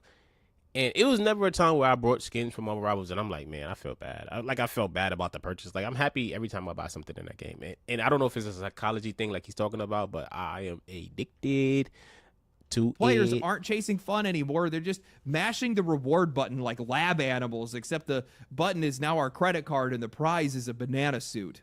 Nah, I never. After that, he just keeps talking, and somehow it just continues to get worse. When asked about how teams balance internal data against community feedback, he confirms every bad assumption that players have ever had. He brags about empowering teams to listen to the community, and then immediately pivots to how QA is a problem because testing everything takes too long, so he'd rather just push it live. And he says when players complain about being used as testers, his response was, the community will say, we're now the QA testers, but either you want the change or not.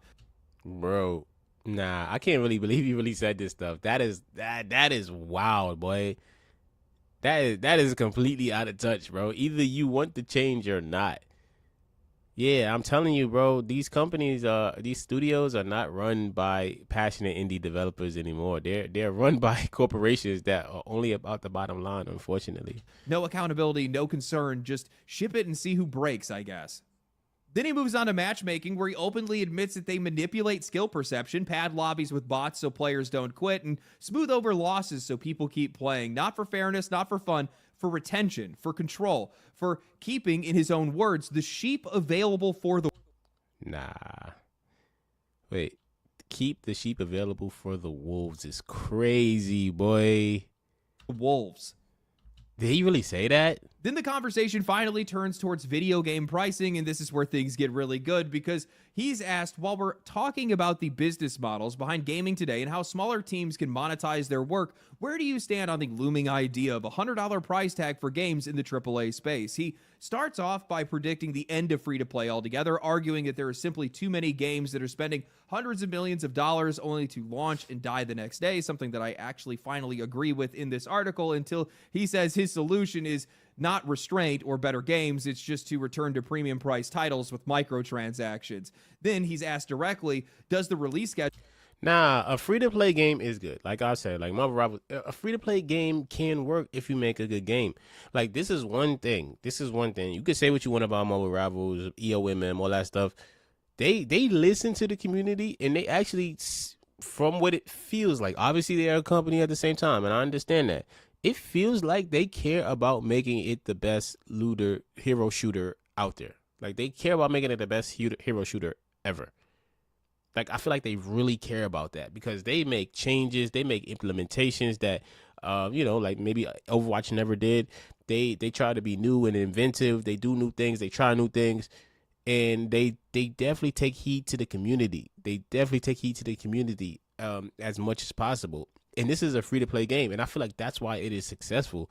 aside from the fact you get to play as like, super popular heroes that are really cool to play as. Schedule of Call of Duty Of make course. it harder to ask players to pay $100 every year or even every other year compared to Grand Theft Auto that at this point takes a decade or more to release. And he responds with, once you do it once and stick a $100 price tag on your game, it's just going to go up across the industry. Other games will follow. That's a fact. I don't think Call of Duty will be the first one to do it, but at some point, the market demands it. Your investors are going to be asking why you haven't done this, and the cost to create these games are super high. I want to make it painfully obvious that anytime the $100 games discussion comes up, anytime game prices ever come up, notice how we are never a part of the discussion. In the long list of achievements that this guy is so proud of, the things that he's doing, the damage that he's going to do to this games industry, not a single time are we ever brought up anything other than just being consumers. These faceless organisms that are floating about, these useful idiots that'll line up to buy the next thing, that'll swipe the card for the next skin. Or in his case, the thing that they're really excited about right now, which is turning us into people that are making content for them so they can sit back and just rake in all of the profits. I mean, technically, right? Like, as a YouTuber, technically, I am a person that makes content for them, but I only make content about games that I actually like. So, yeah, I mean, people do it for free anyway, right? People do it for free and with hopes of becoming, bigger and more popular and getting money from it. So, the one thing that I will say that I find really funny about all of this is how developers actually pushed back and said, yeah, that's cool, but, we just want people to want to play our game. It goes right over this dude's head, and he then pivots to, oh, well, we'll turn content creators into commission-based salespeople. These suits do not belong in a creative industry. Yeah. They represent a very real rot within the games industry, something that I think is more venomous and damaging than ideological differences that we may see sometimes. I mean, we have a AAA executive talking to betting agencies. That's bad enough by itself. Yeah, that's But crazy. this is an industry that has almost entirely put the games, the players, the developers, the process behind the money, behind the business, behind the stock prices, behind the investors. And it has done so much damage to video games. It's so revealing to see somebody like them, to hear somebody like him, a former Activision creative director turned monetization strategist that is now bearing his fangs towards AA and indie, all because they see the success that those guys are getting and they want to get a slice of that, and they think the best way for them to get rich is to siphon off of their success to include all the things that they've done to the rest of the industry to these indie games. And the one thing that these guys don't seem to understand is the reason why these independent games have done so well is because they haven't had to use middlemen like them. They don't have to. Indie is always going to be a W in my book because the passion is still there. The heart is still there. You can't really expect more from a big like corporation, like companies that are run by corporations. You can't really expect more, bro. Like, I don't know. This is me personally. I look at the world, right? And I look at the world that we live in, and I'm like, I'm looking at it for what it is. Not necessarily for what I want it to be, but for what it happens to be. And, sometimes I put myself in a place where either I take it, I leave it, or I find the middle ground myself to stand on. And when it comes to gaming, I play games that are interesting to me, right? Like that is the first and foremost foundational thing, right? Now, the practices behind the game, if the game feels scammy, you know what I'm saying? Like if it feels overly monetized, it stands out to me. If it feels like it's done by AI, it stands out to me. If it feels like it's poorly done and it's just a cash drop, it stands out to me. All this stuff stands out to me. And these are like meters that I have in my head. I don't know where they come from. But when I feel that, I dip. I'm like, this game is just like a money grab, bro. This game is not even fun to play. Like you can feel it. And there's never been a game, and hopefully there never will be a game where it's just a cash grab. And I can't see it, and I can't escape from it, and I can't let it go. Because then when that happens, that'll be a problem for me. Have to be involved with them. And players have done everything we possibly can to avoid people like him and the games they influence. $100 games. Set the price, and everybody will follow. Now, Call of Duty, everybody's saying that it's going to be $100. I'm sorry, not Call of Duty. GTA 6. Call of Duty is not going to be. I don't know. Maybe it will be. But GTA 6 is going to be $100. Everybody saying that. Like, wasn't the last 2K was $100, right? And I know my boy Greg ended up buying that. He bought it for $100. GTA is tough, boy. Like, if you've been playing GTA since if you've been playing since GTA, it's tough to be like, yeah, I'm not getting no GTA, bro. Because GTA, like, they come out once every decade, right? Like, it's tough. So something like that is almost like a Jay-Z album, right? Like, if you know anything about hip-hop and Jay-Z, at one point, he would drop an album maybe once every, like, 5-10 years. And when that Jay-Z album drops, bruh, like, everybody go crazy. He don't even need no marketing, right? Because everybody is just, it's like fine wine. It's aged, right? I feel like GTA is one of those things where it's like, it's been around for so long. It has such a rabid fan base. So many people love GTA. And what GTA does is good.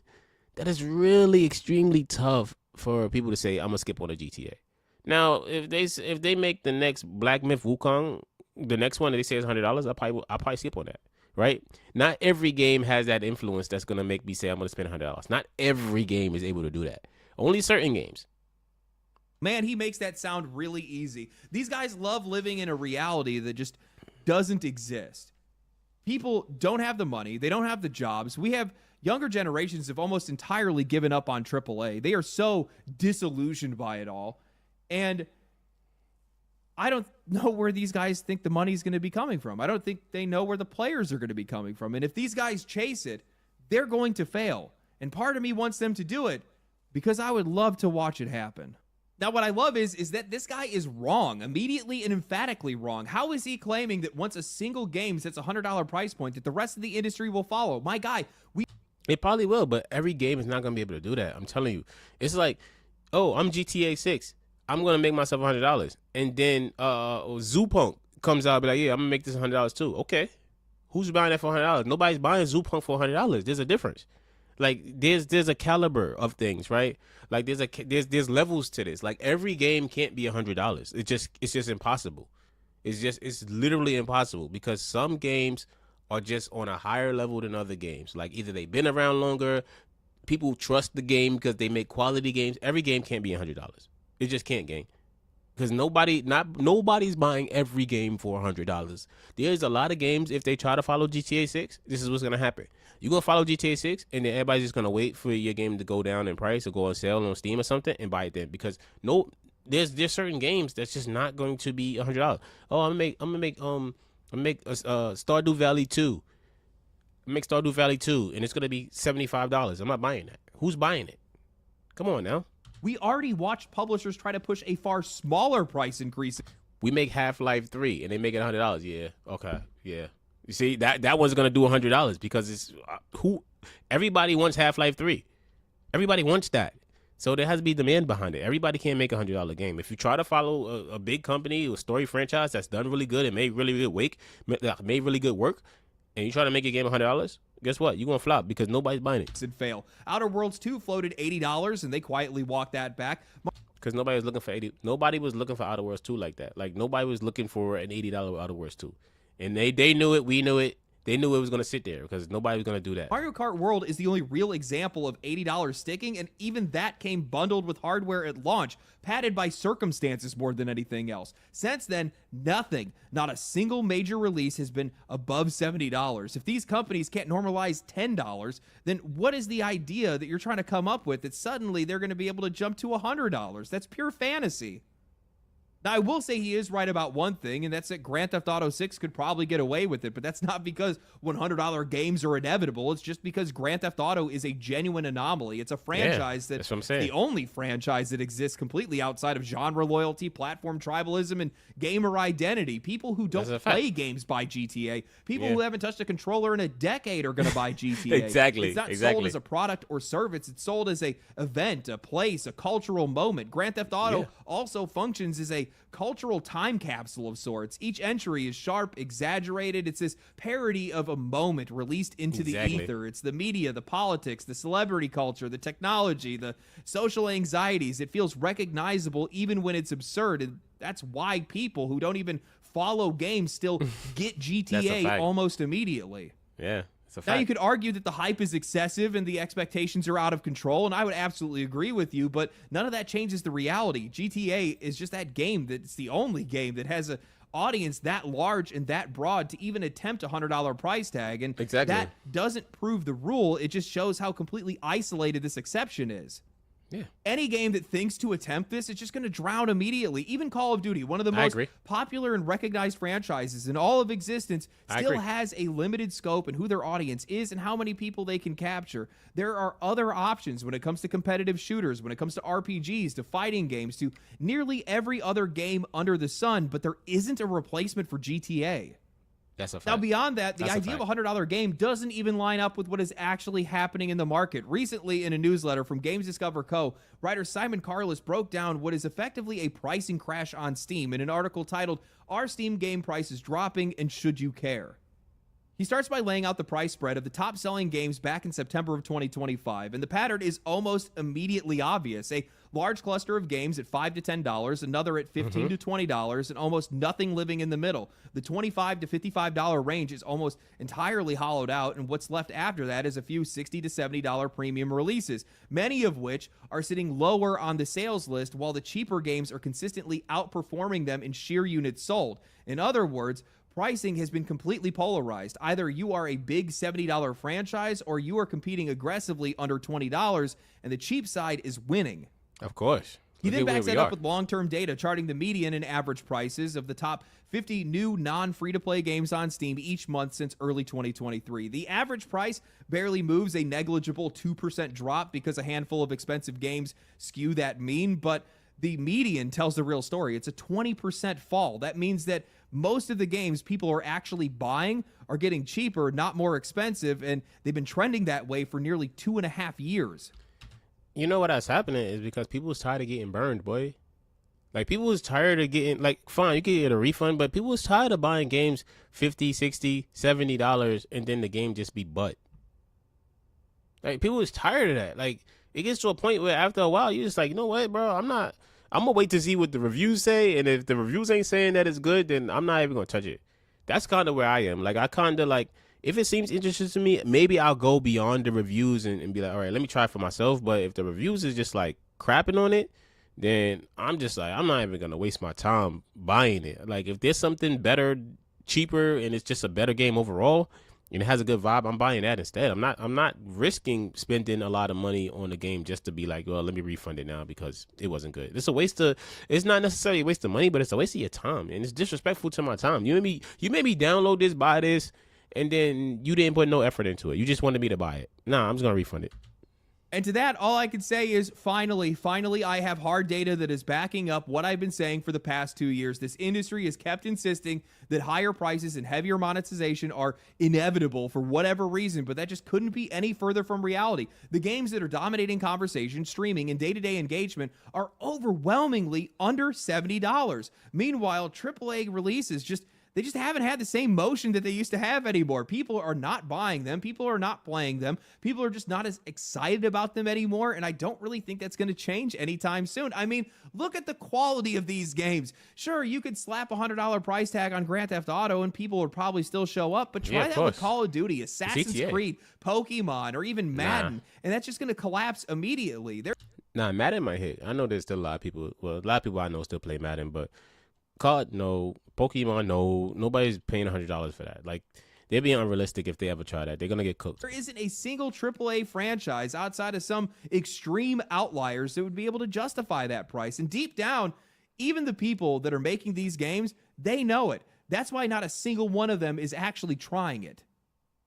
None of these games are delivering on the price tag that they already have. What are we even talking about? Most of what we see from AAA right now is rehashes and remakes of the same tired franchises that are pushed out on a near yearly cycle. They are old news. They don't do anything new. And half the time, they barely even launch in a working state. I mean, are we forgetting about Randy Pitchford coming out and saying that real fans would pay $80 for Borderlands 4, the same Borderlands 4? Yo, he got fried for that, boy. Yo, he got fried for that, bro. Because he really came like, oh my God, he got cooked for that. I don't know why he came out and said that. Or that launched with abysmal performance that players couldn't even play and that most people dropped almost immediately because of how shallow the overall game is. Even setting quality yo. aside, this just isn't a 2,000 players, bro. Borderlands 4, man. That's crazy. financial reality anymore, and I don't think that it ever will be. We just watched it blow up in real time this holiday season. Console prices are up roughly 30% over the past 5 years, many of them now pushing well over $500. And the reward for that was some of the weakest sales that we have seen in 30 years this past holiday season.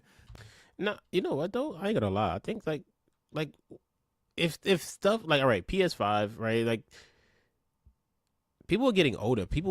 Some people still play PS4, right? You know, people are still on those older consoles. So it's kind of like, I don't know, people are really slow to move up to the next console.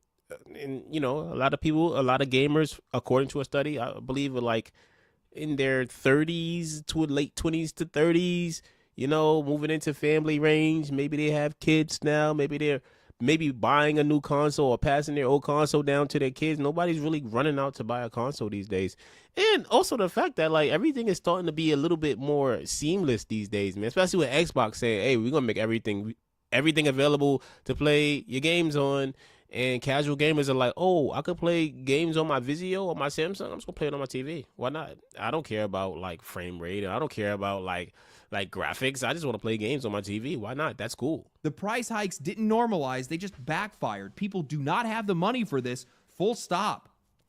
Have these guys even looked outside the window? Have they even maybe looked at the job market even once? I mean, games are primarily made for younger audiences, and that audience is getting absolutely kneecapped right now. Jobs are disappearing. Nah, I'm not gonna lie. Gamers these days are actually a lot older. They're a lot older than I thought. Like gamers these days are like late 20s, early 30s, early to mid 30s. Clearing pay isn't keeping up, and the few opportunities that still exist are completely clogged. And then you layer on top of that an unchecked rush into AI, which is just accelerating the damage. Entry-level work has been the first thing to get wiped out. Hiring outlooks for 2026 are sliding towards 5-year lows, and every remaining opening has hundreds or thousands of applicants that are piled on top of it. Investors are openly talking about how much labor is expected to just get replaced over the next couple of years, while new graduates in real time are watching as the ladder is getting pulled up right in front of them. And what do these younger players, what do these younger generations and customers get in response? Nothing, not solutions. They get gaslighting. The same systems that are shutting the door in their face are throwing insults at them, calling them lazy people, running hit pieces on them, calling them stay-at-home sons and stay-at-home dads, pretending that it's motivation that's the problem instead of it just being a setup. This is why the $100 fantasy collapses the moment. Stay-at-home son is OD. Moment it touches reality. The market isn't asking for. Well, you know, I'm a stay-at-home son. You know, I have a dad and a mom. I just stay home while they go and work and be responsible for me. For higher prices, players are not positioned to be able to absorb them, and the games that are being made simply do not deserve that price. What we are watching right now is an industry that is not responding to demand. It's an industry that's trying to justify itself. It's an industry that is trying to brute force a solution to its own failures by charging more for less, louder, and faster. And the most damning part of this is, if $100 games were actually inevitable, well, they wouldn't have to keep trying to explain why they are. I wouldn't be surprised at all to learn that Gen Z and Gen A are completely jaded against AAA. I would be if I were them. I'm advocating for you guys. I have no idea where these executive heads are at right now. What do they think is going to happen when more jobs get sucked out of the market? Do they think the government is going to swoop in and subsidize our video games? These guys are more likely to use this as batteries for data centers. The market demands it. I personally love that I agree that, you know, games are not moving with like the market and where things are with jobs and stuff like that. They try to sit on their own pedestal, and like when it comes to a video game, especially for working people that have responsibilities like kids and families and bills, right? Games are like used with discretionary income. So it's like, fine, if my discretionary income is really low, the last thing I might do is buy a game, right? Because it's like, I'm going to buy, I don't know, I might go to the movies. I might go do whatever. I might want to buy something else, right? Like instead of buying a video game for like $80 to $100. So it's like the discretionary income pool is really small. So if it is small, of course people aren't going to buy I'm going to opt for the $20 Silksong instead of the $70 Borderlands, right? Because I just want to play a game. So people are really gauging it on that. And that's for people that actually have that discretionary income. unironically uses the meme that I use against them, which is, what will the investors think? He literally says it. They're going to start asking why you haven't raised your price. Probably because your games aren't selling. And there's not enough customers that are out there to be able to justify or buy games that are so aggressively priced. You know, outside of a lack of money, the other thing is that there's just more options. You know what? I think games will do better if like the executives and gaming companies decided, instead of trying to think of a good monetization scheme of how to like monetize inside of a game, just really focus on how to make the game go on sale, how to effectively make the game go on sale. And I'm pretty sure you'll sell way more units. Like, instead of waiting, I'm gonna wait till next year to make the game go on sale and then see what we can get this year, just try to make it go on sale a little bit faster. And I'm pretty sure more people is gonna buy it, especially if you got a game that's up there, $70, $80, $90, $100, all that.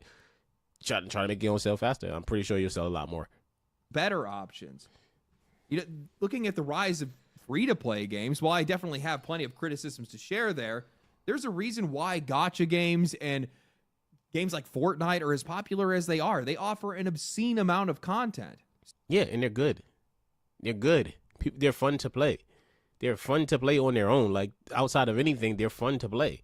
So if a game is fun to play, guess what? Somebody won't mind spending $12, $10 here. You see what I'm saying?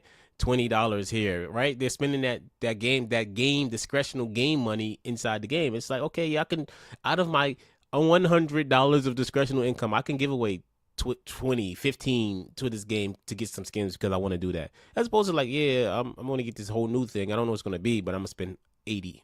Nah, I'm going to use that on the free-to-play game. And the game is good. So much content. These guys don't got to do anything else. Then on top of that, you have indie, and that's just another beast entirely. You know, with indie games, I feel like we're living in the best of times and the worst of times because we have AAA, which is actively trying to implode the video games industry, and at the exact same time, we have indie that makes it feel like we're being teleported back to early 2000s, where it's just banger after banger, and these games are innovative, they're new, they're fresh, they're fun, they're way more fun than anything else that's out on the market, and we get the added benefit that they're less than the price to get a full tank of gas. Well, actually, by a long shot. They're also less than getting fast food. I looked at my game purchases, my entire set of game purchases for 2025. 75 games I played, which I'm actually That's a lot of games, proud of, to be honest. That's a lot of I put in some work for sure. 75 games. Out of those games, only 10 of them were AAA. 4 of them were free to play. And the rest of the games were all indie games that were $20 or less, which means that out of the 10 AAA games, they accounted for more than 50% of the money I spent on video games. Think about that for a second. And I'm going to tell you right now, out of those 10 AAA games that I played, maybe 1 or 2 of them at most was actually worth the money or the time that I spent playing it, whereas nearly every single indie game that I played felt worth the money that I spent. How are you going to figure that out? Value proposition is way out of whack on this. Well, I will say in his defense that you're a gaming content creator, so you play a lot of games. Most, like, the average person don't have time to play no 75 games, boy. Like, is somebody going to work? They're not playing 75 games in a year. They might get, if they go hard, they'll get the 10, right? They're not going to get to 75 games. So those people, they will probably, they're 10. If they're going to 10, they'll probably go after all the AAA ones for the simple fact it's like, okay, these are well known. These are bigger. These are the ones that are in my face. They got the most marketing. I'm gonna play these ones because these are the ones that are there, and they'll probably buy those out of theirs. Like maybe 90% will be the AAA ones. This one. Anyway, hope you guys enjoyed the video. If you guys did enjoy the video, I did. Shout out to Legendary Drops, bro. But I seen something on Twitter. This is hilarious. It's funny that we I just got a notification on Twitter. Man, am I logged in my Twitter here? I don't know my Twitter account. I ain't logging in here, bro. Matter of fact, hold on. Chill, hold on. Y'all gotta relax. Give me a second. Give me 1 second. Let me log in my Twitter. Let me see if I can log in my Twitter here. Hopefully this is it. Is this it? Nah, this is definitely not my Twitter. Oh, I know my Twitter. No, I don't know my Twitter. Dang, what's my Twitter? Let me see. Is it this one? My bad, y'all. I don't know what my Twitter is. Oh nah, y'all bugging. Okay. Well, I seen this thing on Twitter just now where Tom Henderson from somewhere, I don't know where he's from, but Tom Henderson said, I found it hilarious. He just said, if Rockstar Games announced GTA 6 to launch 7 days earlier for $100 as opposed to $80 for standard, would you buy it? And I'm not spending $100. I'm just 50. It's 50-50. Can you see my phone? It's like 50-50, bro. 50-50. 49-51. Some people's gonna buy it, some people's not. It's 50-50. I find that crazy. I find that insane. I just thought that was really interesting. Because we talk about how people really don't want to spend, you know, $100 on games, and yet we have a poll coming out where half people were saying, yeah, I'm going to spend $100, and the other half is like, yeah, I'm not trying to spend $100. I'm not spending $100 for early access for a GTA game. That's like I don't know. It don't feel like a game that's warranting me spending $100. I want to play Call of Duty just as bad as everybody else. Not $100 worth of like, yo, I want to play that. I'll wait the 5 days to play it. That's crazy, boy. $20 extra to play that game early is insane. But yeah, man. Wait, what happened? What did I do? Oh, there it is. Yeah, man. Gaming is crazy. Life is crazy. But life is good, man. Shout out to y'all. Shout out to everybody. This is the new schedule, okay? So every Tuesday and every Thursday, I'm on here at 1 p.m. just seeing what's going on with gaming, bro. Seeing what's happening, seeing what's popping, talking about some topics. So if you're available and this is something that you enjoy doing, you enjoy talking about these things, definitely come chill with your boy. I'm here. And yeah, man, I gotta go get my kids off the bus soon. So gotta prep for that, you know, lunches, yay, sandwiches and stuff like that. So that's really cool. Nah, I love my kids, but still, thank you so much, man. It has been great. It's been an awesome time. Thank you so much for chilling with me today, and I will see you in the next one. All right, peace.